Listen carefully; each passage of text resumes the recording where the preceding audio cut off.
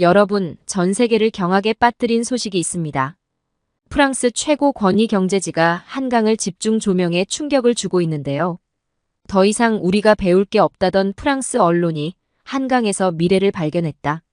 36년 전만 해도 후진국이라며 비웃던 나라가 이제는 파리가 배우러 온다는 충격적인 고백. 세계 최고 수준이라며 극찬한 한강의 모습. 과연 무엇이었을까요? 프랑스의 시선을 완전히 바꿔놓은 한강의 진실, 지금 전해드리겠습니다. 안녕하세요. 저는 프랑스 경제일간지 레제코의 수석 에디터 솔렌 들라크루아입니다. 2024 파리올림픽 준비 과정에서 88 서울올림픽의 유산을 취재하기 위해 한국을 방문했던 제 이야기를 들려드리고 싶었어요. 사실 처음 서울올림픽 레거시 취재를 제안받았을 때는 내심 불만이었어요. 프랑스는 1900년과 1924년 두 차례나 올림픽을 개최했고 2024년이면 세 번째 올림픽을 앞둔 나라인데 36년이나 지난 개발도상국의 올림픽에서 무엇을 배울 수 있을까 생각했거든요. 더구나 당시 한국은 올림픽을 치르기에는 너무 가난한 나라라는 평가를 받았다고 들었어요. 하지만 편집장은 단호했어요. 솔렌, 자네가 잘 모르는 모양인데 88 올림픽 이후 한국의 변화는 세계 역사상 유례가 없어. 특히 올림픽 이후 도시 인프라 활용은 정말 배울 점이 많아. 한번 가서 직접 확인해보게. 30년 경력의 편집장님이 그렇게까지 말씀하시니 거절할 수가 없었어요. 인천공항에 도착했을 때의 첫인상은 과대평가였나 하는 생각이었어요. 물론 깔끔하고 현대적인 공항이었지만 프랑스의 샤를드골 공항이나 영국의 히드로 공항과 비교해서 특별히 더 나을 것은 없어 보였거든요. 서울 도심으로 들어오는 길에 본 고층 빌딩들과 깨끗한 도로들도 마찬가지였어요. 그래, 이 정도면 선진국 수준이구나. 하지만 우리가 특별히 배울 건 없겠네. 하고 생각했죠. 현지 가이드 김민수 씨는 제 생각을 읽기라도 한 듯 빙그레 웃더군요. 올림픽 주경기장부터 가보시죠. 잠실 종합운동장에 도착했을 때는 솔직히 좀 실망했어요. 36년이나 된 경기장이 그대로 있었거든요. 이런 올드한 시설에서 무엇을 배울 수 있을까 생각했어요. 아직 이해가 안 되시는 것 같네요. 진짜 올림픽 유산은 따로 있습니다. 김 가이드의 말이었어요. 그리고는 저를 한강으로 데려갔죠. 그 순간부터 제 생각은 완전히 바뀌기 시작했어요. 처음 본 한강변의 풍경은 믿기지 않았어요. 양쪽 강변을 따라 끝없이 이어지는 자전거 도로와 공원들. 수많은 시민들이 여가를 즐기는 모습. 특히 자전거 도로는 충격적이었어요. 69km에 달하는 완벽한 자전거 전용 도로가 강변을 따라 이어져 있었는데 이건 파리의 자전거 도로와는 차원이 달랐거든요. 파리의 자전거 도로는 차도 한 켠에 선을 그어놓은 수준이에요. 그래서 항상 위험하고 신호등도 복잡하고 보행자와 부딪힐 위험도 있죠. 하지만 한강의 자전거 도로는 완전히 독립된 공간이었어요. 자전거만을 위한 신호등, 표지판은 물론이고 곳곳에 휴게시설, 화장실, 식수대, 자전거 수리소까지 완벽하게 갖춰져 있었어요. 88 올림픽 때는 이 한강변이 정말 지저분했어요. 악취도 나고 시민들이 오기를 꺼려했죠. 하지만 올림픽을 계기로 한강을 정비하면서 시민들을 위한 공간으로 만들었어요. 그리고 지금까지도 계속 발전시키고 있죠. 김 가이드의 설명이었어요. 특히 놀라웠던 건 따릉이 시스템이었어요. 저희 파리에도 벨리브라는 공공자전거가 있지만 한국의 시스템은 차원이 달랐어요. 스마트폰 하나로 모든 게 해결되는 편리함도 놀라웠지만 더 중요한 건 철저한 관리였어요. 파리의 벨리브는 항상 고장난 자전거가 많고 관리가 잘 안 되는데 따릉이는 거의 모든 자전거가 완벽한 상태로 관리되고 있더군요. 그날 아침 일찍 한강에서 본 광경은 정말 인상적이었어요. 새벽 5시도 안 된 시간인데 벌써 많은 어르신들이 자전거를 타고 계셨거든요. 70대로 보이는 할아버님께 여쭤보니 올림픽 때부터 여기서 운동했다고 하시더군요. 그땐 자전거도 별로 없었는데 지금은 이렇게 좋아졌지 뭐. 하시면서 웃으시던 모습이 아직도 기억나요. 해가 뜨고 나니 출근하는 직장인들이 자전거를 타고 지나갔어요. 파리였다면 상상도 할 수 없는 광경이었죠. 정장 차림의 회사원들이 자전거로 출퇴근하는 건 너무 위험하거든요. 하지만 한강변의 자전거 도로는 달랐어요. 완벽하게 분리된 도로, 깨끗한 환경, 곳곳에 편의시설. 자전거가 단순한 운동수단이 아닌 실제 교통수단으로 자리 잡은 거예요. 저녁에는 또 다른 풍경이 펼쳐졌어요. 치맥이라고 하더군요. 자전거를 타다가 치킨과 맥주를 즐기는 문화라고 해요. 파리의 카페 문화처럼 자연스럽게 자리 잡은 한국만의 독특한 문화였어요. 한강변에 설치된 돗자리존, 텐트존 등은 시민들의 여가 생활을 위해 꼼꼼하게 설계된 공간이었죠. 파리는 지금 2024 올림픽을 위해 수조 유로의 예산을 투자하고 있어요. 하지만 서울의 사례를 보며 깨달았어요. 중요한 건 화려한 시설이 아니라 그것을 시민들의 삶의 질을 높이는 방향으로 발전시키는 거더군요. 88 서울 올림픽은 끝났지만 그 유산은 여전히 살아있고 더 나은 모습으로 발전하고 있었어요. 취재를 마치고 돌아오는 비행기에서 많은 생각이 들었어요. 36년 전만 해도 올림픽 개최 자격을 의심받던 나라가 이제는 세계 최고의 도시 인프라를 가진 나라가 되어 있었어요. 파리가 오히려 배워야 할 점이 많다는 게 놀라웠죠. 이번 취재는 제 선입견을 완전히 바꿔놓은 소중한 경험이었어요. 파리로 돌아와 첫 일주일은 자료 조사에 매진했어요. 프랑스 국립도서관과 각 언론사 자료실을 오가며 88 올림픽 전후의 서울 변화를 추적했어요. 36년이라는 시간 동안 한 도시가 어떻게 변화했는지, 프랑스 언론의 시선은 어떻게 달라졌는지 알고 싶었거든요. 1988년 당시 프랑스 언론의 시선은 매우 비판적이었어요.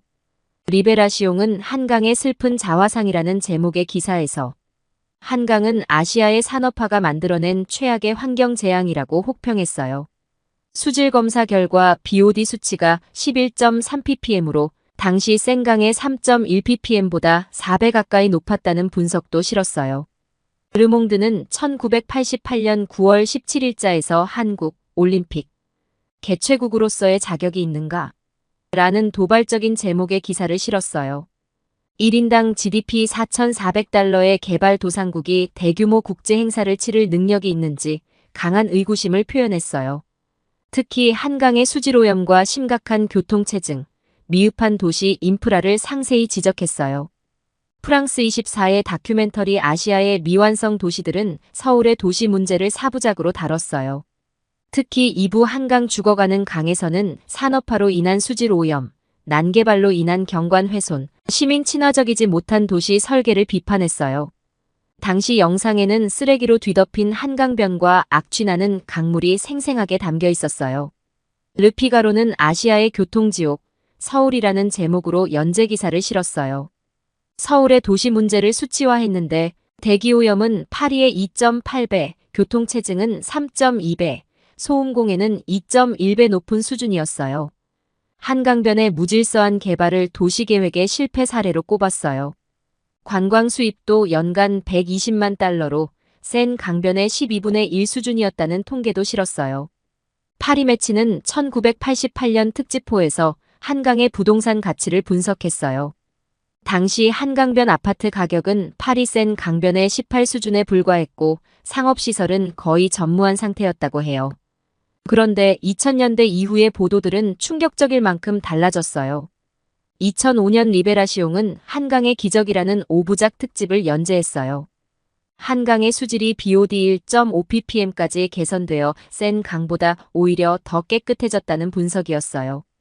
특히 자전거 도로와 공원 시스템은 유럽이 배워야 할 미래 도시의 표준이라고 극찬했어요.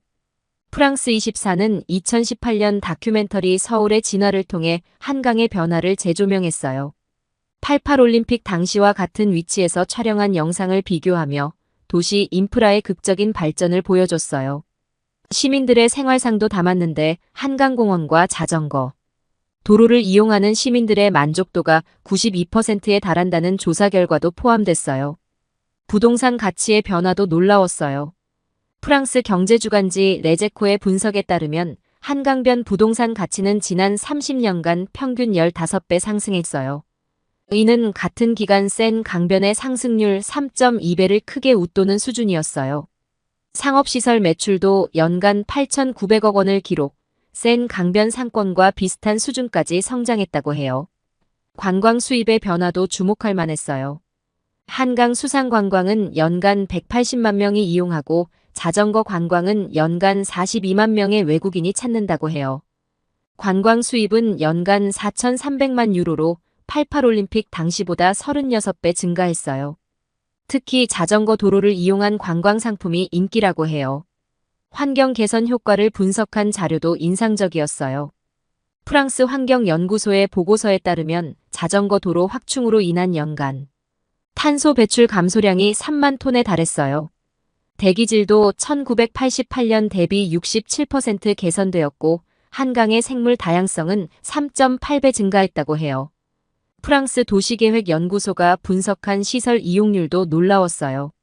한강 자전거 도로의 시간대별 이용률을 보면 출퇴근 시간대 오전 7시에서 9시, 오후 6시에서 8시는 평균 이용률 82%, 주말 오후 시간대는 95%를 기록했어요. 파리의 자전거 도로가 출퇴근 시간대 32%, 주말 67%인 것과 큰 차이를 보였어요. 프랑스 스포츠의학협회의 연구 결과도 흥미로웠어요. 한강 자전거 도로를 정기적으로 이용하는 시민들의 건강검진 데이터를 분석한 결과 심혈관 질환 위험도가 평균 38% 감소했고 특히 60대 이상 이용자들의 근력과 지구력이 동년배 평균보다 42% 높게 나타났다고 해요. 도시 소음 측정 결과도 인상적이었어요. 88올림픽 당시 한강변의 평균 소음도는 82데시벨이었는데 현재는 45데시벨까지 낮아졌어요. 자동차 소음을 차단하는 방음벽 설치와 자전거 도로의 완충지대 역할이 큰 영향을 미쳤다는 분석이었어요. 사회적 영향을 연구한 파리 사회과학연구소의 보고서도 주목할 만했어요. 한강 자전거 도로가 계층 간 화합에 긍정적 영향을 미쳤다는 내용이었어요. 거주 지역이나 소득 수준에 관계없이 모든 시민이 동등하게 이용할 수 있는 공간이 되었다는 평가였죠. 특히 놀라웠던 것은 자전거 관련 산업의 성장이었어요. 88올림픽 당시 한국의 자전거 산업 규모는 연간 1,200만 달러에 불과했는데 현재는 연간 12억 달러 규모로 성장했어요. 관련 일자리도 2만 8천 개가 새로 생겼다는 통계도 있었어요. 프랑스 교통안전연구소의 분석도 인상적이었어요. 한강 자전거 도로의 연간 사고율이 1km당 0.08건으로 파리 시내 자전거 도로의 1.2건에 비해 월등히 낮았어요. 완벽한 도로 분리와 체계적인 안전시설이 주요 요인이라는 평가였어요. 이런 자료들을 검토하면서 새삼 놀라웠어요. 1988년 우리 프랑스를 비롯한 서구 사회가 얼마나 편견에 사로잡혀 있었는지, 그리고 한국이 그 편견을 어떻게 완벽하게 깨트렸는지가 숫자와 기록으로 고스란히 담겨 있었어요. 2024 파리올림픽 준비위원회에 제출할 보고서의 결론을 이렇게 작성했어요. 우리는 그동안 선진국이라는 자부심에 안주해왔다. 하지만 이제 배워야 할 때다. 서울이 보여준 혁신과 변화의 에너지를, 그들이 보여준 미래 비전을. 88 서울올림픽은 끝났지만 그 유산은 지금도 진화하고 있다. 우리는 이제 그들에게서 배워야 한다. 자료 검토를 마치며 깊은 생각에 잠겼어요. 36년 전 우리가 우려의 시선으로 바라봤던 그 도시가 이제는 우리의 미래가 되어 있다는 사실이 무척 인상적이었어요. 이것이야말로 진정한 올림픽 레거시가 아닐까요? 화려한 시설이 아닌 시민들의 일상을 바꾸는 진정한 변화. 이번 자료조사는 제 선입견을 완전히 바꿔놓은 소중한 경험이었어요. 자료실에서 일주일을 보내며 수많은 통계와 보고서를 검토했지만 한 가지 아쉬움이 남았어요. 차갑고 건조한 숫자들 속에서는 보이지 않는 무언가가 있었거든요. 서울에서 직접 본 한강 자전거 도로의 모습, 그리고 그곳에서 만난 시민들의 이야기가 자꾸 떠올랐어요. 서울시 자료에 따르면 한강 자전거 도로는 총 연장 82km로 강서구에서 광나루까지 이어져 있어요. 특히 인상적이었던 것은 자전거 전용 도로가 차도와 완전히 분리되어 있다는 점이었어요. 파리의 자전거 도로가 대부분 차도 일부를 나눠서 사용하는 것과는 완전히 달랐어요. 따릉이 시스템도 놀라웠어요. 서울시 통계를 보니 2023년 기준으로 한강공원 내 따릉이 대여소가 113개소나 있더군요. 특히 여의도, 반포, 잠원, 뚝섬 등 주요 한강공원에는 대여소가 촘촘히 설치되어 있었어요. 1시간 기본 요금이 1,000원이고 정기권은 7,000원, 15,000원으로 파리의 벨리브에 비해 매우 저렴했어요. 평일 아침 출근 시간대의 한강 자전거 도로는 또 다른 모습이었어요. 서울시 교통정책과 자료에 따르면 출퇴근 시간대 따릉이 이용량이 전체 이용의 40%를 차지한다고 해요. 특히 여의도, 잠실 등 업무지구 주변 따릉이 정거장은 아침 7시에서 9시 사이 회전율이 가장 높다고 해요. 실제로 여의도 한강공원 인근 따릉이 정거장에서 만난 직장인들은 대부분 정기적으로 자전거 출퇴근을 한다고 해요. 지하철역에서 회사까지 도보로 15분에서 20분 걸리는 거리를 따릉이를 이용하면 5분 만에 갈 수 있고 무엇보다 상쾌한 아침 공기를 마시며 출근할 수 있다는 점이 장점이라고 해요. 특히 한강변 자전거 도로가 차도와 완전히 분리되어 있어 안전하다는 점을 높이 평가했어요. 특히 인상적이었던 건 한강공원의 야간 이용 모습이었어요. 한강사업본부에 따르면 한강공원은 계절별로 다른 운영시간을 가지고 있는데 여름철에는 밤 11시까지 운영된다고 해요. 자전거 도로의 LED 조명은 해가 진 후에도 안전한 이용이 가능하도록 설치되어 있었고 실제로 저녁 시간대에도 많은 시민들이 이용하고 있었어요. 반포 한강공원의 달빛 무지개 분수와 연계된 야간 자전거 문화도 특별했어요. 서울시 자료를 보니 분수 가동 시간 4월 10월에는 하루 평균 5,000명 이상이 이 구간을 자전거로 이용한다고 해요. 파리의 센 강변에서는 보기 힘든 야간 문화였어요. 한강변 상권도 자전거 문화와 자연스럽게 어우러져 있었어요. 한강사업본부 자료에 따르면 11개 한강공원 내에 총 88개의 매점과 13개의 자전거 대여점이 있다고 해요. 특히 여의도, 반포, 뚝섬 한강공원의 경우 푸드트럭 존이 따로 있어서 자전거를 타다가 간단히 식사를 할 수 있게 되어 있었어요. 안전시설도 체계적으로 갖춰져 있었어요. 서울시 자료를 보니 한강공원 내 CCTV가 총 1,054대 설치되어 있고 비상벨도 187개소에 설치되어 있다고 해요. 자전거 도로의 사고 발생률도 도심 자전거 도로의 3분의 1 수준이라는 통계가 있었어요. 환경적인 효과도 주목할 만했어요. 서울시 환경정책과의 분석에 따르면 한강 자전거 이용으로 인한 연간 탄소 감축 효과가 약 2.5만 톤에 달한다고 해요. 이는 30년생 소나무 380만 그루를 심는 것과 맞먹는 효과라고 해요. 가장 인상적이었던 건 시민들의 자발적인 이용 문화였어요.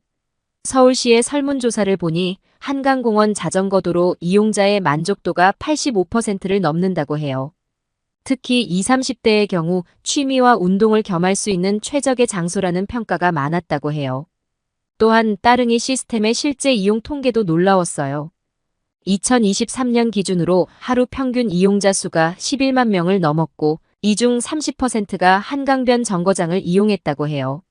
특히 주말에는 한강변 따릉이 회전율이 평균 6회를 넘는다는 기록도 있었어요. 프랑스로 돌아와 보고서를 작성하면서 한강 자전거 도로의 성공 요인을 다시 한번 정리해 보았어요. 첫째는 접근성이었어요. 서울교통공사 자료를 보니 한강공원과 연결된 지하철역이 총 27개나 된다고 해요. 둘째는 연결성이었어요. 82km의 자전거 도로가 단절 없이 이어져 있다는 점이 큰 장점이었어요. 셋째는 경제성이었어요. 따릉이의 요금 체계는 정말 합리적이었어요. 서울시 자료를 보니 따릉이 정기권 이용자의 93%가 매우 경제적이라고 평가했더군요.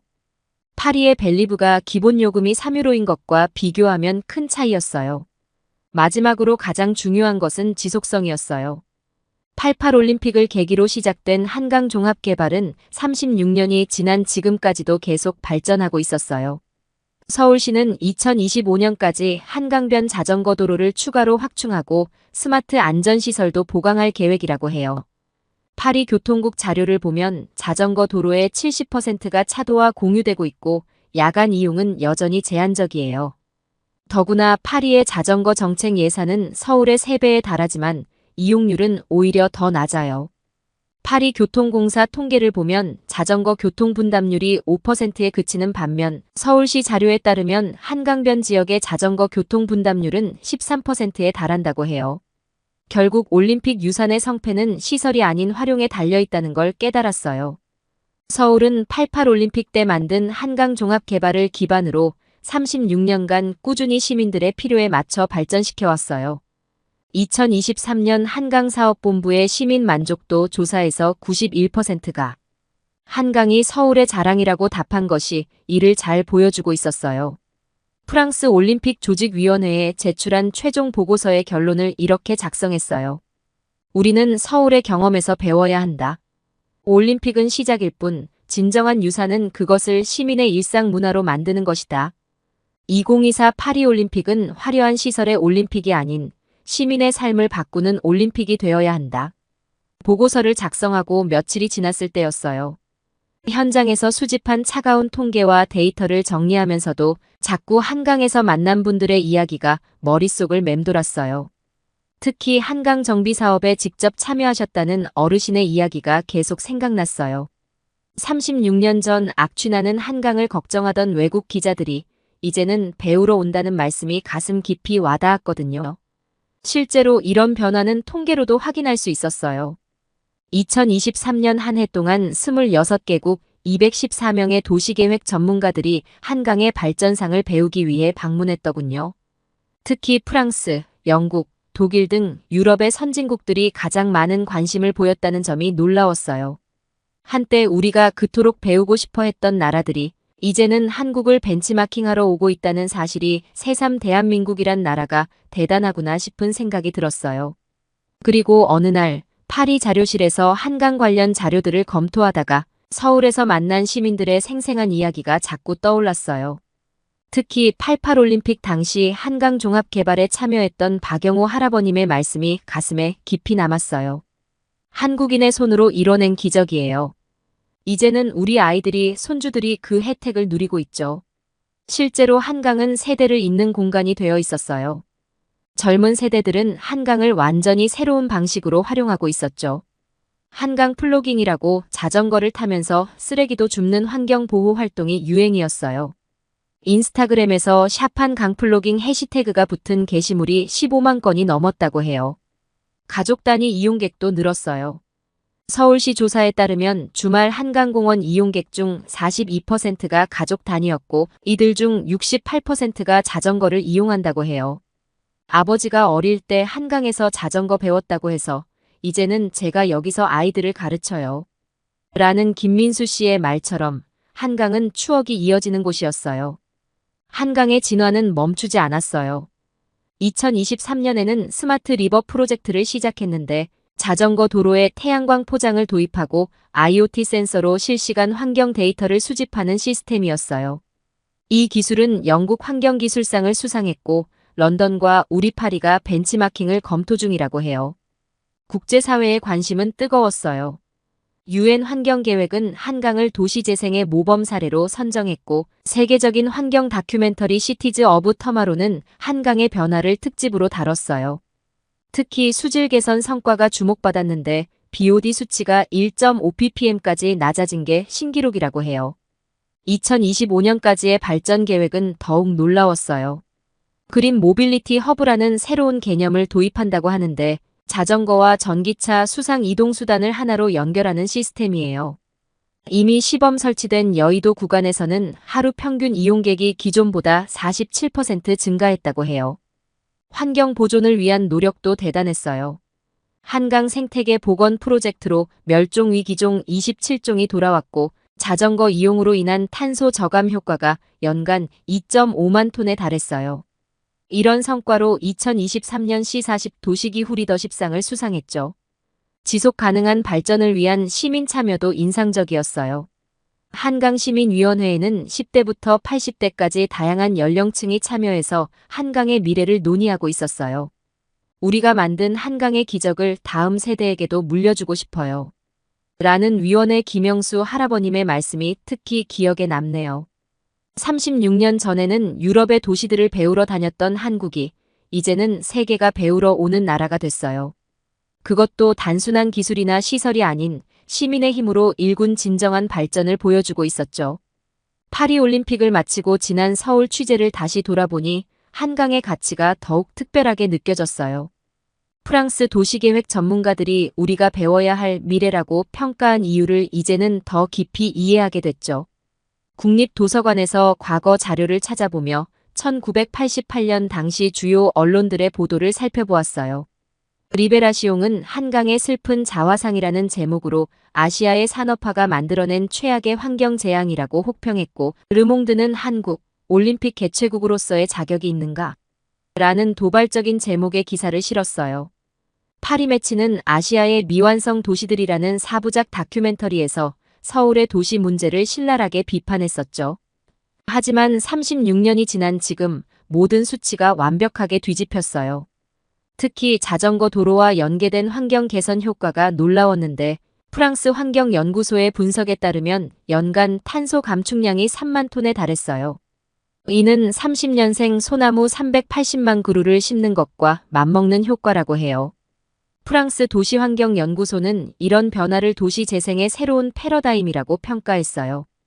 한강변의 경제적 가치 상승도 충격적이었어요. 부동산 가치는 15배나 상승했고, 관광 수입은 36배 증가했어요. 반면 센 강변은 3.2배 상승에 그쳤죠. 특히 자전거 관련 산업의 성장이 두드러졌는데, 88올림픽 당시 연간 1200만 달러에 불과했던 산업 규모가 현재는 12억 달러로 성장했고, 관련 일자리도 2만 8천 개가 새로 생겼다고 해요. 시설 활용의 효율성도 파리와는 비교가 안 됐어요. 한강 자전거 도로의 연간 운영비는 파리의 3분의 1 수준인데도 이용률은 3배 이상 높았어요. 출퇴근 시간대 이용률이 82%, 주말엔 95%에 달했는데 파리는 각각 32%, 67%에 그쳤죠. 프랑스 교통안전연구소의 분석에 따르면 사고율도 한강이 1km당 0.08건으로 파리 시내의 1.2건에 비해 월등히 낮았어요. 파리 사회과학연구소의 최근 연구는 더욱 흥미로웠어요. 한강 자전거 도로가 계층 간 화합에 긍정적 영향을 미쳤다는 분석이었는데, 거주지역이나 소득 수준에 관계없이 모든 시민이 동등하게 이용할 수 있는 공간이 되었다는 평가였죠. 실제로 한강시민위원회에는 10대부터 80대까지 다양한 연령층이 참여해 한강의 미래를 함께 고민하고 있었어요. 이번 파리올림픽을 치르면서 더욱 절실히 느낀 점이 있어요. 진정한 올림픽 유산은 화려한 시설이 아닌 시민들의 삶의 질 향상에 있다는 거예요.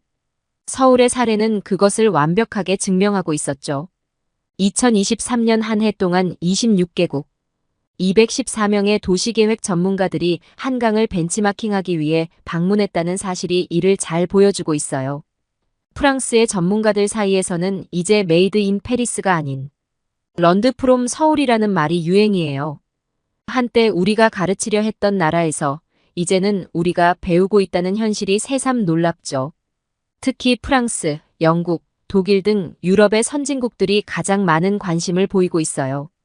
파리 도시계획연구소의 최근 보고서는 이렇게 결론 내렸어요. 한강은 단순한 도시 재생의 성공 사례가 아니다. 그것은 시민 문화의 혁신, 환경 보존, 첨단 기술의 조화로운 결합이 만들어낸 새로운 도시 문명의 탄생이다. 이제는 우리 파리의 전문가들도 한국의 성공을 인정하고 그들의 경험에서 배우려 하고 있어요. 르몽드의 편집장님은 제 보고서를 읽으시고 깊이 공감하셨어요. 솔렌, 당신이 발견한 건 단순한 도시 인프라의 성공 사례가 아닙니다. 그건 인간의 의지가 만들어낸 기적이자 우리가 나아가야 할 미래의 모습입니다. 우리는 이제 겸손해져야 합니다. 파리도 변화해야 할 때입니다. 저녁을 먹고 생강 근처에 앉아 강을 바라보니 한강에서 받은 감동이 더욱 선명하게 다가옵니다. 우리 프랑스가 한때 미완성 도시라고 비웃었던 서울이 이제는 우리가 배우러 가는 도시가 되었다는 사실이 가장 인상적이었어요. 수질부터 안전, 시설 활용도까지 모든 면에서 파리를 뛰어넘은 한강을 보며 도시 발전의 새로운 가능성을 발견했습니다. 특히 놀라웠던 건 시민들의 자부심이었어요. 88올림픽 세대부터 젊은 세대까지 모든 시민이 가진 한강에 대한 애정과 자부심은 우리 파리 시민들과는 차원이 달랐습니다. 우리 손으로 만든 기적이라는 말에 담긴 자부심은 단순한 자랑이 아닌 미래를 향한 책임감으로 느껴졌어요. 36년이라는 시간 동안 한 번도 멈추지 않고 발전해온 한강의 저력은 이제 전 세계 도시들의 롤모델이 되었습니다. 우리 프랑스의 전문가들 사이에서 런드 프롬 서울이라는 말이 유행하는 것도 당연해 보여요. 한강은 재계 도시 발전의 새로운 정의를 가르쳐 주었습니다. 발전이란 화려한 건물이나 넓은 도로가 아닌 시민의 삶의 질을 높이는 것이라는 걸요. 그리고 그 변화는 시민들의 자발적인 참여와 자부심이 있어야만 가능하다는 것도 배웠습니다. 취재를 마치며 한 가지 확신이 들었습니다. 한강은 더 이상 지도 위의 한 줄기 강이 아닙니다. 그곳은 인간의 의지가 만들어낸 기적이자 도시의 미래를 보여주는 이정표가 되었습니다. 우리 파리도 언젠가 한강이 보여준 이 기적의 길을 따라갈 수 있기를 희망해 봅니다. 사연을 재밌게 들으셨다면 구독과 알림 설정 부탁드립니다. 여러분의 구독과 알림 설정은 영상 제작에 큰 힘이 됩니다. 구독자 여러분의 사연 또한 제보받습니다. 사연으로 채택되신 분들께는 소정의 선물 또한 보내드리고 있으니 많은 참여 부탁드립니다. 지금까지 외국인의 시선에서 한국의 감동에 빠진 이야기를 전해드리는 감동 다이브였습니다. 좋은 하루 보내세요. 감사합니다. 긴급 속보입니다. 미국이 트로트에 빠졌다. 줄리아드 음대 최고 권위자가 선택한 한국 트로트의 충격적인 비밀. 더 이상 팝뮤직이 세계 음악의 중심이 아닙니다. K-팝을 넘어 이제는 트로트가 미국을 사로잡고 있습니다. 세계 음악의 심장 미국이 또다시 충격에 빠졌습니다. 로제의 아파트가 빌보드 13위, 영국 차트 2위를 기록하고 뮤직비디오는 단 22일 만에 3억 뷰를 돌파하며 신드롬을 일으켰습니다. 방탄소년단 지민은 17주 연속 빌보드 차트인을 기록했고 투모로우 바이 투게더는 6개 앨범 연속 빌보드 5위권에 진입하는 기록을 세웠습니다. 그런데 더 놀라운 변화가 시작됐습니다. 미국의 클래식 음악계가 한국의 트로트에 집단 중독되고 있기 때문입니다. 이건 단순한 음악이 아닙니다. 우리가 몰랐던 동양의 진주를 발견한 겁니다. 클래식의 본고장 미국에서 최고 권위의 줄리아드 음대 교수가 트로트에 매료되어 직접 연구를 시작했다는 사실만으로도 충격적입니다. 더욱 놀라운 것은 그녀가 임영웅부터 나훈아까지 트로트의 모든 것을 파헤치기 위해 한국행을 결심했다는 점입니다. K-팝에 이어 이제는 트로트까지. 미국을 사로잡은 한국 음악의 매력은 무엇일까요? 안녕하세요. 저는 뉴욕 맨해튼 줄리아드 음대에서 성악을 가르치고 있는 캐서린 윌슨입니다. 20년 넘게 클래식 음악을 학생들에게 가르쳐왔지만 제가 한국의 트로트를 만나게 될 줄은 꿈에도 몰랐습니다. 지난해 가을, 늦은 밤 학생들의 과제물을 검토하던 중이었습니다. 클래식 음악을 들으며 일하던 저의 유튜브 자동 재생 목록에 임영웅의 우리들의 블루스가 흘러나왔습니다. 처음에는 한국어로 된 노래라 그냥 지나칠 뻔했습니다. 하지만 묘하게 귀를 사로잡는 창법이 저를 멈추게 했습니다. 성악을 전공한 제가 보기에도 임영웅 씨의 소리는 특별했습니다. 벨칸토 창법을 기본으로 하면서도 한국 고유의 창법이 조화롭게 어우러져 있었습니다. 특히 후반부 고음에서 보여준 섬세한 감정 표현은 오페라 아리아와는 또 다른 매력이 있었습니다. 그날 밤 저는 임영웅의 다른 무대들을 찾아보며 시간 가는 줄 몰랐습니다. 사랑은 늘 도망가부터 별빛 같은 나의 사랑아까지 한 곡 들을 때마다 이전에는 느끼지 못했던 새로운 음악적 감동이 밀려왔습니다. 특히 저의 관심을 사로잡은 것은 트로트만의 독특한 창법이었습니다. 서양 음악에서는 찾아볼 수 없는 콧머치기와 같은 표현 기법이 신선하게 다가왔고 곡의 분위기에 따라 자유자재로 변화하는 창법의 다양성에 매료되었습니다. 처음에는 단순히 독특한 창법이 신기해서 듣기 시작했습니다. 하지만 점점 노래에 담긴 감정과 이야기에 빠져들게 되었습니다.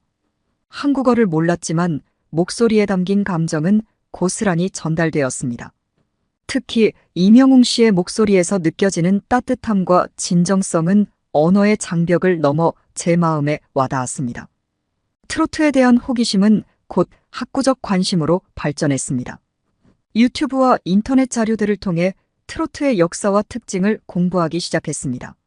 일제강점기에 형성되어 광복 이후 한국적 정서를 담아 발전해온 트로트의 역사는 저에게 매우 흥미로운 연구 주제가 되었습니다. 서양의 시각으로 봤을 때 트로트는 정말 특별한 장르였습니다. 일본 엔카의 영향을 받았다고는 하지만 한국만의 독특한 감성과 창법으로 재탄생했다는 점이 놀라웠습니다. 특히 현대의 트로트는 팝적인 요소까지 수용하며 더욱 진화하고 있다는 사실이 인상적이었습니다. 이명웅의 무대를 보며 밤을 지새우던 어느 날 유튜브 알고리즘은 저에게 또 다른 세계를 소개해 주었습니다. 바로 나훈아의 테스형 무대였습니다. 이 순간이 제 인생을 완전히 바꿔놓게 될 줄은 그때까지만 해도 전혀 몰랐습니다. 지금도 그때를 생생히 기억합니다. 이명웅 씨를 통해 트로트의 매력에 빠져 있었는데 나훈아 선생님의 무대는 그야말로 충격이었습니다. 한 시대를 대표하는 아티스트의 관록과 카리스마가 무대를 압도했습니다. 그제서야 제가 얼마나 트로트의 겉만 보고 있었는지 깨달았습니다. 이렇게 시작된 저의 트로트 사랑은 단순한 취미를 넘어 제 삶을 완전히 새로운 방향으로 이끌게 되었습니다.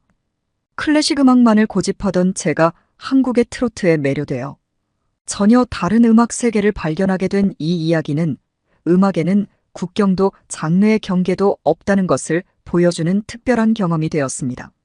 나훈아 선생님과의 첫 만남은 저의 음악 인생의 큰 전환점이 되었습니다.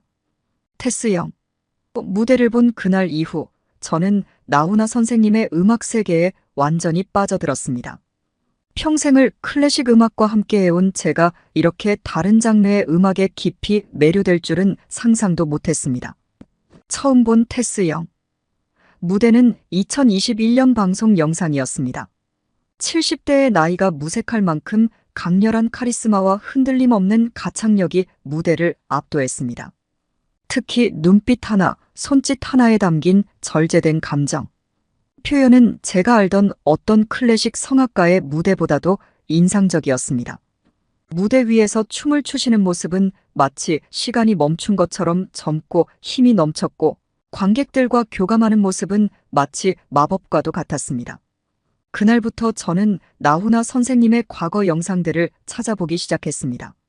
1968년 울링블루스부터 최근의 무대까지 50년이 넘는 그분의 음악 여정을 따라가며 밤을 지새웠습니다. 특히 무시로와 사랑 같은 명곡들은 수십 번을 반복해서 들었습니다. 1970년대의 영상들을 보며 그 시절 한국의 모습도 함께 보았습니다.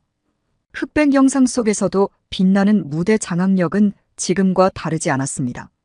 젊은 시절의 무대부터 현재까지 나훈아 선생님의 무대에서 가장 놀라웠던 것은 변함없는 에너지였습니다. 시대는 변했지만 무대를 장악하는 그분만의 아우라는 전혀 퇴색되지 않았습니다. 오히려 세월이 더해질수록 깊이가 더해진 목소리는 마치 오래된 와인처럼 숙성되어 있었습니다. 특히 1980년대의 무대들을 보면서 한국의 격동기를 관통하며 대중과 함께 울고 웃었던 그분의 음악 여정에 깊은 감동을 받았습니다. 나훈아 선생님의 음악에서 특별히 제 마음을 사로잡은 것은 한과 정이 묻어나는 창법이었습니다. 서양 음악에서는 찾아볼 수 없는 한국인들만의 독특한 감성이 노래 속에 깊이 배어 있었습니다. 수은등이나 영영, 잡초 같은 곡을 들을 때면 한국어를 알지 못해도 그 안에 담긴 애절함이 고스란히 전해져 왔습니다. 특히 무시로를 부르실 때의 감정 표현은 오페라의 아리아 못지않은 예술성을 보여주었습니다. 더욱 놀라웠던 것은 나훈아 선생님의 작곡과 작사 능력이었습니다. 대부분의 히트곡을 직접 만들었다는 사실을 알게 되었을 때 저는 더욱 큰 충격을 받았습니다. 가수이자 작곡가, 작사가로서 한 시대의 음악을 이끌어온 그분의 예술가적 면모는 실로 경이로웠습니다. 사랑이라는 곡 하나만 보더라도 멜로디와 가사의 완벽한 조화는 세계 어디에 내놓아도 손색 없는 수준이었습니다. 특히 인상 깊었던 것은 시대에 따라 변화하는 그분의 음악 스타일이었습니다. 1960년대의 로큰롤 스타일부터 70년대의 전통 트로트, 80년대의 현대적 편곡, 그리고 최근의 실험적인 시도까지 항상 새로운 것을 추구하면서도 본질은 잃지 않는 모습이 놀라웠습니다. 2022년 9월 나훈아 선생님의 마지막 공연 실황 영상을 보게 되었습니다. 비록 직접 볼 수는 없었지만 영상 속 무대만으로도 전율이 느껴졌습니다. 테스형, 사랑, 무조건 등 히트곡들을 부르시는 모습은 여전히 강렬했고 관객들과 하나 되어 호흡하는 모습은 마치 종교적 체험과도 같았습니다. 특히 인생 일대사를 부르실 때의 모습은 한 예술가의 인생 철학이 고스란히 담겨 있는 것 같았습니다. 그 공연을 보면서 저는 많은 것을 깨달았습니다. 나훈아 선생님의 음악은 단순한 트로트가 아닌 한 시대의 예술이었습니다. 대중음악이지만 예술성을 잃지 않았고 시대의 변화 속에서도 본질을 지켜왔습니다. 그것은 제가 평생 추구해온 클래식 음악의 가치와도 맞닿아 있었습니다. 더불어 음악을 통해 시대와 소통하고 대중과 교감하는 방식은 제게 큰 깨달음을 주었습니다. 매일 밤 나훈아 선생님의 노래를 들으며 저는 점점 더 깊이 한국 음악의 매력에 빠져들었습니다. 영상 속 한국 관객들이 함께 부르는 모습을 보며 이 노래들이 단순한 음악이 아닌 한민족의 정서와 추억을 담은 문화유산이라는 것을 이해하게 되었습니다. 특히 공연장에서 울고 웃는 관객들의 모습을 보며 음악이 가진 힘과 그 진정한 가치를 다시 한번 느낄 수 있었습니다. 50년이 넘는 세월 동안 한결같이 자신만의 음악 세계를 지켜온 나훈아 선생님의 모습은 음악가로서 제가 나아가야 할 방향을 보여주었습니다. 이제 저는 단순히 트로트를 좋아하는 것을 넘어 그 안에 담긴 깊은 예술성과 문화적 가치를 연구하고 싶어졌습니다. 그리고 이러한 열정은 저를 새로운 도전으로 이끌게 되었습니다. 나훈아 선생님의 음악 세계에 매료된 저는 더 깊이 이해하고 싶다는 욕심이 생겼습니다. 한국어를 전혀 모르는 상태에서는 가사의 진정한 의미를 알 수 없었기 때문에 한국어 공부를 시작하기로 결심했습니다. 처음에는 유튜브로 기초 한국어를 독학했습니다. 매일 아침 출근 전 1시간, 저녁 수업을 마친 후 2시간씩 꾸준히 공부했습니다. 한글을 배우고 기초 문법을 익히는 과정이 쉽지는 않았지만 나훈아 선생님의 노래를 더 깊이 이해하고 싶다는 열망이 저를 움직이게 했습니다. 처음에는 한글 자음과 모음을 쓰는 연습부터 시작했고 발음이 너무 어려워 수백 번도 더 따라했습니다. 한국어 선생님을 따로 구해 일주일에 2번씩 화상 수업도 들었습니다. 특히 사랑이라는 곡의 가사를 이해하게 되었을 때의 감동은 아직도 생생합니다. 사랑 사랑 사랑 내 가슴에 사랑 그리움만 가득 채워놓고라는 가사의 의미를 알게 되었을 때 단순한 사랑 노래가 아닌 인생의 깊은 성찰이 담겨 있다는 것을 깨달았습니다. 특히 이제는 나의 모든 것 다 바치리라는 구절에서는 한국어의 아름다움도 함께 느낄 수 있었습니다. 음악 연구자로서 나훈아 선생님의 50년 음악 인생을 자세히 살펴보았습니다. 1968년 울링블루스로 데뷔하신 초기에는 로큰롤 스타일이 강했습니다. 당시 한국의 젊은이들 사이에서 유행하던 그룹 사운드의 영향이 느껴졌죠. 이어서 1971년 영영으로 큰 성공을 거두신 후에는 트로트의 왕자로 자리매김하셨습니다. 1970년대 중반부터는 나훈아 선생님만의 독특한 창법이 완성되었습니다. 무시로, 잡초와 같은 곡들은 전통 트로트의 틀을 벗어나 나훈아 선생님만의 독보적인 스타일을 보여주었습니다. 특히 잡초의 경우 가사의 의미를 이해하게 되었을 때 그 안에 담긴 삶의 철학에 큰 감동을 받았습니다. 1980년대에 들어서면서 나훈아 선생님의 음악은 더욱 깊어졌습니다. 남자의 인생, 홍시 등의 곡에서는 인생에 대한 깊은 통찰이 느껴졌습니다. 이 시기의 음악들을 연구하면서 한국의 현대사도 함께 공부하게 되었습니다. 격동의 시기를 겪으며 한국인들의 애환을 달래준 그분의 음악이 왜 그토록 사랑받았는지 이해할 수 있었습니다. 1990년대와 2000년대를 거치면서도 나훈아 선생님은 계속해서 진화했습니다. 특히 편곡 방식에서 현대적인 요소를 과감하게 도입하시면서도 트로트의 정체성을 잃지 않는 균형감이 놀라웠습니다. 클래식을 전공한 제가 보기에도 장르의 크로스오버를 이토록 자연스럽게 해내는 것은 결코 쉽지 않은 일이었습니다. 더 깊이 있는 연구를 위해 한국의 음악 역사도 공부하기 시작했습니다. 판소리부터 시작해서 일제강점기를 거치며 형성된 트로트의 역사, 그리고 현대에 이르기까지의 발전 과정을 살펴보았습니다. 특히 판소리의 식임새와 트로트의 꺾기, 창법 사이의 연관성을 연구하면서 한국 전통음악과 트로트의 깊은 관계를 발견할 수 있었습니다. 클래식 성악가의 관점에서 보았을 때 나훈아 선생님의 발성 기술은 매우 독특했습니다. 서양의 벨칸토 창법과는 전혀 다른 방식으로 소리를 다루시지만 그 안에는 분명한 체계와 원리가 있었습니다. 특히 감정을 실어 소리를 끌어올리는 테크닉은 어떤 클래식 성악가도 쉽게 따라할 수 없는 것이었습니다. 2022년 9월 마지막 공연 영상은 저에게 특별한 경험이었습니다. 4시간이 넘는 공연 내내 한 곡 한 곡이 모두 명곡이었습니다. 테스 영, 으로 시작해서 사랑, 무조건, 무시로 잡초까지, 마지막 앵콜 무대의 영영까지 모든 순간이 감동의 연속이었습니다. 특히 내 나이가 말을 해를 부르실 때는 그 노래에 담긴 인생의 희로애락이 가슴 깊이 와닿았습니다. 공연장의 관객들은 마치 하나의 거대한 합창단 같았습니다. 모든 곡을 함께 부르며 때로는 웃고 때로는 울었습니다. 세대를 초월해 함께 호흡하는 모습에서 음악의 위대한 힘을 보았습니다. 저는 이제야 트로트가 단순한 음악 장르가 아닌 한국인들의 정서와 문화가 담긴 예술이라는 것을 진정으로 이해하게 되었습니다. 이제 저는 단순한 팬을 넘어 나훈아 선생님의 음악을 학문적으로 연구하고 알리고 싶다는 꿈을 갖게 되었습니다. 서양 클래식 음악의 전문가로서 한국 트로트의 예술성과 가치를 세계에 알리는 것이 제 새로운 목표가 되었습니다. 특히 나훈아 선생님의 음악에 담긴 예술성과 철학을 서양의 학계에 소개하고 싶었습니다. 이를 위해 한국의 여러 음악 연구자들의 논문과 저서들을 찾아 읽기 시작했습니다. 비록 아직은 한국어로 된 전문 서적을 읽는 것이 쉽지 않지만 포기하지 않고 꾸준히 공부하고 있습니다. 언젠가는 나훈아 선생님의 음악 세계를 영어로 된 책으로 출간하는 것이 제 작은 꿈이 되었습니다. 2023년 3월, 저는 드디어 한국행 비행기에 몸을 실었습니다. 1년간의 연구 휴가를 얻어 한국의 음악을 직접 공부하기로 한 것입니다. 목표는 명확했습니다.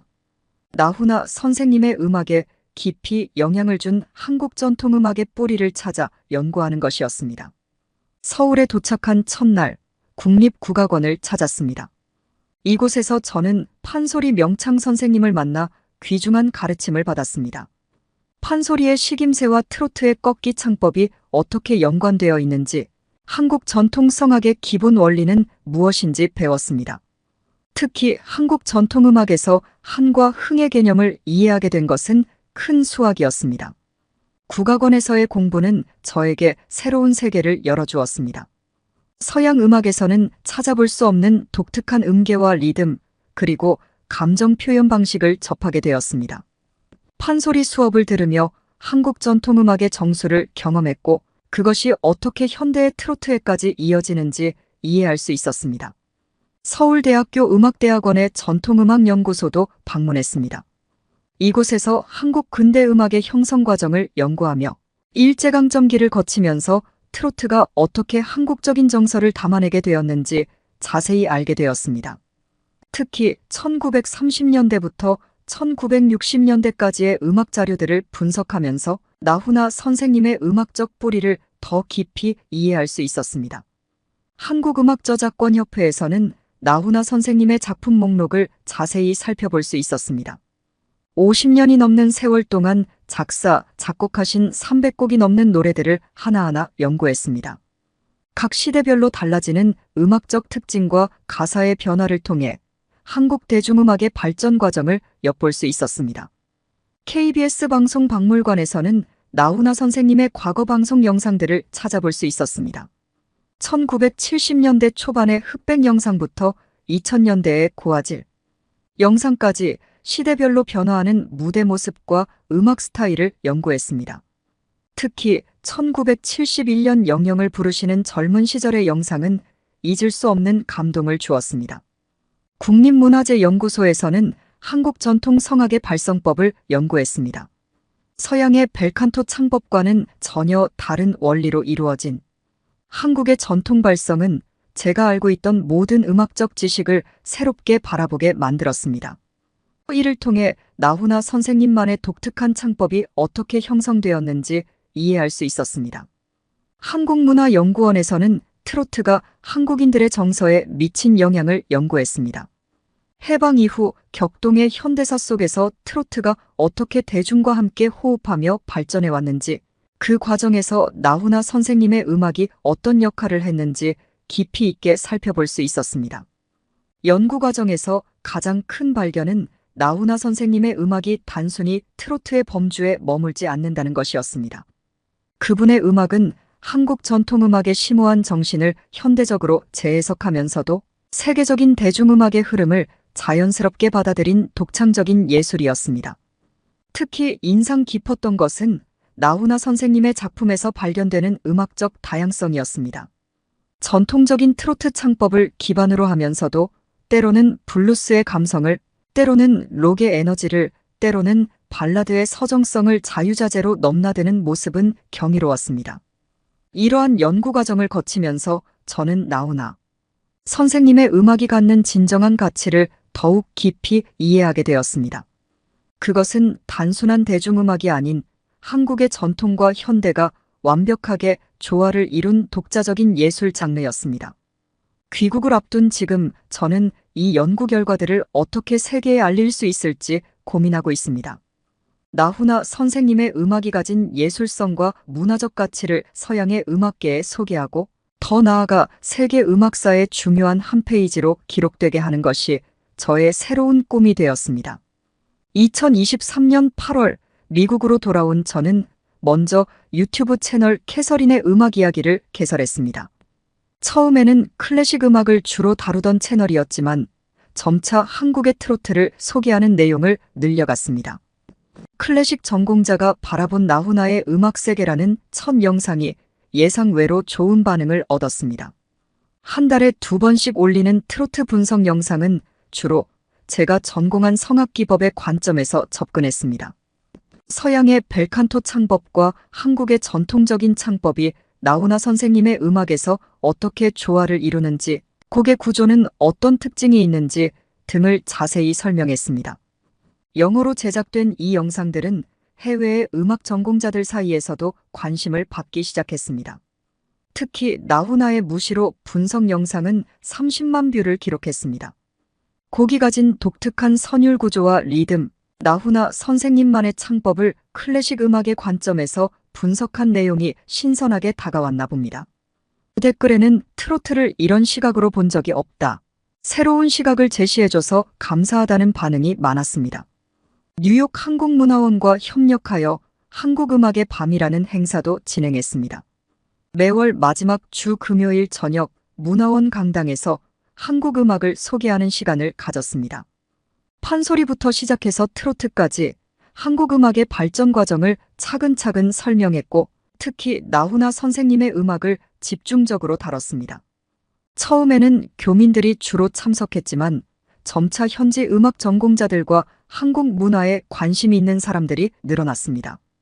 참석자들은 특히 제가 들려주는 나훈아 선생님의 노래에 큰 관심을 보였습니다. 한국어를 모르는 사람들도 그분의 음악에 담긴 감정과 에너지에 매료되었다고 합니다. 줄리아드 음대에서는 학생들을 위한 특별 강연을 진행했습니다. 동양과 서양의 만남, 현대, 한국 음악의 이해라는 주제로 격주 목요일마다 2시간씩 진행된 이 강연에서 저는 한국 음악의 특징과 매력을 소개했습니다. 특히 나훈아 선생님의 음악을 통해 한국 대중음악의 예술성을 설명했더니 많은 학생들이 깊은 관심을 보였습니다. 제 연구실에서는 매주 스터디 모임도 진행했습니다. 대학원생들과 함께 한국 음악을 연구하고 토론하는 시간이었습니다. 특히 나훈아 선생님의 사랑, 무시로, 테스형 등의 곡을 악보로 풀어보며 음악적 특징을 분석했습니다. 서양 클래식 음악을 전공하는 학생들에게 한국의 트로트는 신선한 연구 대상이 되었습니다. 현재는 나훈아 선생님의 대표곡들을 클래식 버전으로 편곡하는 작업을 진행하고 있습니다. 사랑을 피아노 독주곡으로, 무시로를 현악 사중주로 편곡했고 잡초는 소규모 오케스트라 버전으로 작업 중입니다. 내년 봄 줄리아드 학생들과 함께 이 곡들로 작은 음악회를 열 계획입니다. 또한 한국의 유명 음악 프로그램 제작진과 연락이 닿아 내년 초 방송 출연도 예정되어 있습니다. 클래식 전문가의 시각으로 바라본 나훈아 선생님의 음악 세계를 소개하는 내용입니다. 방송을 통해 트로트의 예술성을 더 많은 사람들에게 알릴 수 있을 것 같아 기대가 됩니다. 지금은 서양 음악가가 발견한 트로트의 매력이라는 제목의 책을 준비하고 있습니다. 제가 나훈아 선생님의 음악을 처음 접한 순간부터 지금까지의 여정, 그리고 제가 발견한 트로트의 예술성을 담은 책입니다. 아직은 초고를 쓰는 단계지만 내년 하반기 출간을 목표로 열심히 작업하고 있습니다. 현재 저는 작은 꿈이 하나 생겼습니다. 언젠가 한국의 방송 프로그램에서 나훈아 선생님의 공연을 직접 보는 것입니다. 비록 2022년 마지막 공연은 놓쳤지만 다시 한번 무대에 서시는 날을 기다리고 있습니다. 그때는 꼭 한국을 찾아가 그 현장의 감동을 직접 느끼고 싶습니다. 또 최근에는 줄리아드의 동료 교수들과 특별한 프로젝트를 준비하고 있습니다. 트로트와 클래식의 만남이라는 주제로 성악과 작곡과 피아노가 교수들이 함께 참여합니다. 각자의 전공 분야에서 나훈아 선생님의 음악을 재해석하는 작업인데 특히 피아노가의 마이클 교수가 사랑을 피아노 협주곡으로 편곡하는 작업에 큰 열정을 보이고 있습니다. 내년 봄 학교 연주홀에서 이 작품들을 선보일 예정입니다. 학생들과도 특별한 시간을 가지고 있습니다. 매주 금요일 점심시간에는 K음악 감상회를 진행합니다. 처음에는 피자와 콜라를 먹으며 가볍게 시작했는데 어느새 학생들이 직접 김밥과 떡볶이를 준비해오는 문화교류의 장이 되었습니다. 특히 음대생들이 자신의 전공 악기로 트로트를 연주하는 시간이 인기가 많습니다. 바이올린으로 연주하는 무시로, 첼로로 들려주는 영영은 잊을 수 없는 감동을 줍니다. 저 개인적으로는 더 깊이 있는 도전을 시작했습니다. 한국어 실력을 더욱 키워서 나훈아 선생님의 모든 가사를 완벽하게 이해하는 것이 첫 번째 목표입니다. 매일 아침 화상으로 한국어 수업을 듣고 잠들기 전에는 나훈아 선생님의 노래를 한 곡씩 가사를 써가며 공부합니다. 특히 사내나 울긴 왜 울어 같은 곡의 깊은 가사를 이해하게 될 때마다 새로운 감동을 느낍니다. 최근에는 서울대학교 음악대학의 교수님들과 온라인 교류도 시작했습니다. 한국 전통음악과 현대 트로트의 연관성에 대해 함께 연구하고 토론하는 시간을 가집니다. 내년에는 한국의 음악 교수님들을 줄리아드로 초청해서 공동 연구를 진행할 계획도 세우고 있습니다. 현재 저는 작은 꿈이 하나 생겼습니다. 언젠가 한국의 방송 프로그램에서 나훈아 선생님의 공연을 직접 보는 것입니다. 비록 2022년 마지막 공연은 놓쳤지만 다시 한번 무대에 서시는 날을 기다리고 있습니다. 그때는 꼭 한국을 찾아가 그 현장의 감동을 직접 느끼고 싶습니다. 또한 제 유튜브 채널에서 소개한 나훈아 선생님의 음악 분석 영상들이 한국의 시청자들에게도 점점 알려지고 있어 기쁩니다. 특히 클래식 음악의 관점에서 바라본 트로트의 새로운 해석에 많은 분들이 관심을 보여주셔서 감사합니다. 음악에는 국경이 없다고 합니다. 저는 앞으로도 제가 할 수 있는 방식으로 나훈아 선생님의 음악과 한국 트로트의 매력을 알려나가고 싶습니다. 그것이 제가 우연히 발견한 이 아름다운 음악 세계에 보답하는 길이라 믿습니다. 사연을 재밌게 들으셨다면 구독과 알림 설정 부탁드립니다. 여러분의 구독과 알림 설정은 영상 제작에 큰 힘이 됩니다. 구독자 여러분의 사연 또한 제보 받습니다. 사연으로 채택되신 분들께는 소정의 선물 또한 보내드리고 있으니 많은 참여 부탁드립니다. 지금까지 외국인의 시선에서 한국의 감동에 빠진 이야기를 전해드리는 감동 다이브였습니다. 좋은 하루 보내세요. 감사합니다.